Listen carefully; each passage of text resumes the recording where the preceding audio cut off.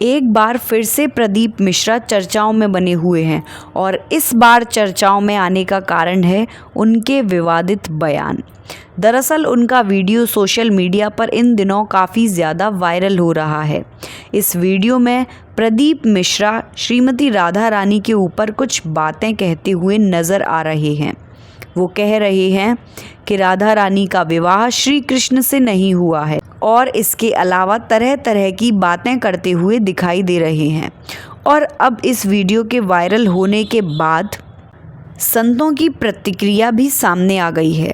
हाल ही में प्रेमानंद जी महाराज ने उनके विषय में क्या कहा, आइए सुनते हैं। कल हमको एक क्लिप दिखाई गई किसी भागवत प्रवक्ता की, वो लाडली जी के विषय में बोल रहा है कि राधा ऐसा राधा ऐसा। किशोरी जी के विषय में होश में बोलना हमारा जीवन है, हमारा सर्वस्व है। किशोरी जी तो कुछ नहीं करेंगी, बड़ी करुणामयी है, लेकिन अगर हमारा हृदय जल गया तो तू ना लोक लायक रह जाएगा ना परलोक लायक रह जाएगा। ऐसे भागवत प्रवक्ताओं से बिल्कुल कथा नहीं सुननी चाहिए। नरक की प्राप्ति होती है। केवल बोल दिया ऐसी धूर्तता से शब्द निकले थे कि ऐसा लग रहा था कि नजदीक हूं, तुमको बताऊं कि राधा क्या तत्व है। अभी तुम क्या समझते हो?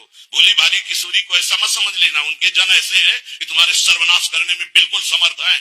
एक संकल्प में न तू लोक लायक रह जाएगा न परलोक लायक रह जाएगा, पक्का।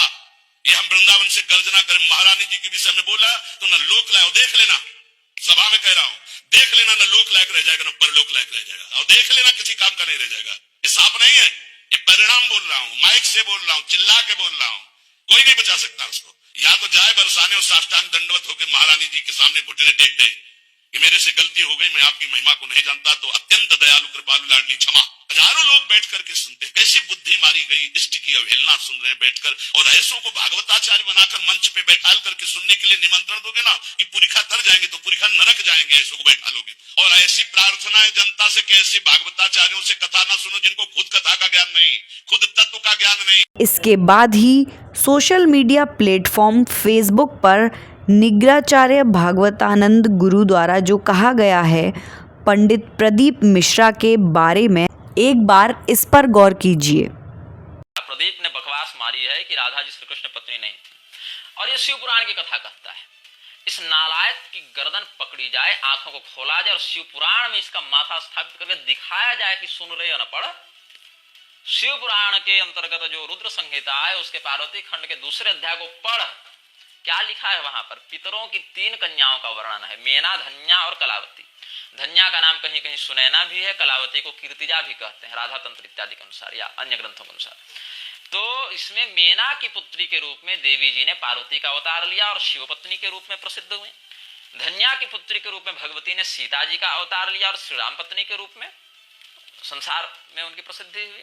और कलावती की पुत्री के रूप में भगवती ने राधा रानी का स्वरूप धारण किया और भगवान कृष्ण की पत्नी होंगी, ऐसा भविष्यवाणी, ऐसी भविष्यवाणियां यहाँ पर वर्णित हैं। और कैसा? तो गुप्त स्नेह निबद्धासा कलावती सुता राधा साक्षात गोलोकवासिनी, गुप्त स्नेह निबद्धासा कृष्ण पत्नी भविष्यति। गुप्त स्नेह निबद्धा मतलब उनका प्रेम संसार में उतना प्रकट नहीं हो पाएगा, उनके समकालीन स्थिति में उनका प्रेम गुप्त रहेगा। ये सब बातें शास्त्र वर्णित करते हैं। लेकिन ये शिवपुराण के नाम पर जो बाजार चला रहा है प्रदीप, इसको कभी शिवपुराण का अगर बोध हुआ रहता तो ऐसी बकवास नहीं करता। इसका लड़का भी हीरो हीरोइन के समान बाल कटा के और शिखाविहीन अवस्था में कथा करने चला। ये सारा का सारा पाखंड का बाजार तोड़ने के लिए हम बैठे हुए हैं और ये काम हम करते रहेंगे। तुम लोगों की दृष्टि में हम संत निंदक होंगे तो होंगे, हम इनको संत नहीं, इनको हम दंडनीय मानते हैं, जूता खाने लायक व्यक्ति मानते हैं। एक और पेज है जिसका नाम है निर्मोही गोवर्धन, उस पर भी संतों ने अपनी प्रतिक्रिया पंडित प्रदीप मिश्रा के इस विवादित बयान पर दी है। एक बार इस पर भी गौर कीजिए। इसने कह दिया कि राधा रानी के पति कोई और था। मैं तो कह भी नहीं सकता नाम लेकर के। किशोरी जी भगवान की प्राण वल्लभा है, श्री कृष्ण की प्राण वल्लभा है, भगवान की आराध्या है, भगवान की आह्लादिता शक्ति है, आह्लादनी शक्ति है। और ऐसी किशोरी जी के विषय में जो हम सबकी आराध्या है, सबकी स्वामिनी है, ऐसी किशोरी जी के राधा रानी के विषय में इस प्रकार का अनर्गल प्रलाप आज हृदय में बहुत पीड़ा है। हम कह नहीं सकते हैं। ऐसे व्यक्ति मिल जाए तो इनकी पूजा होनी चाहिए,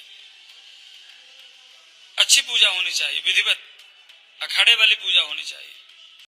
इस तरह से सभी अलग अलग संतों के इस बात को लेकर अलग अलग मत हैं। वहीं अगर हम अपनी रिसर्च की बात करें तो यह बता दें कि ब्रह्मवैवर्त पुराण गर्ग संहिता में भी इस बात का जिक्र है कि श्रीमती राधा रानी और भगवान श्री कृष्ण का विवाह हुआ था। उनका विवाह कराने के लिए इस धरती पर स्वयं भगवान ब्रह्मा आए हुए थे और राधा और कृष्ण का उन्होंने विवाह कराया था। इसी के साथ ब्रज में एक मंदिर भी काफ़ी प्रसिद्ध है जिसमें कि भगवान ब्रह्मा श्री कृष्ण और राधा रानी का विवाह करा रही हैं। यदि आपने यह वीडियो नहीं देखा है तो मैं डिस्क्रिप्शन में इस वीडियो का लिंक दे दूंगी, आप इस वीडियो को वहां से भी देख सकते हैं और उस मंदिर का दर्शन कर सकते हैं जहां पर ब्रह्मा जी ने स्वयं भगवान श्री कृष्ण और श्रीमती राधा रानी का विवाह कराया था। आज के इस वीडियो में इतना ही, फिर मिलेंगे। राधे राधे।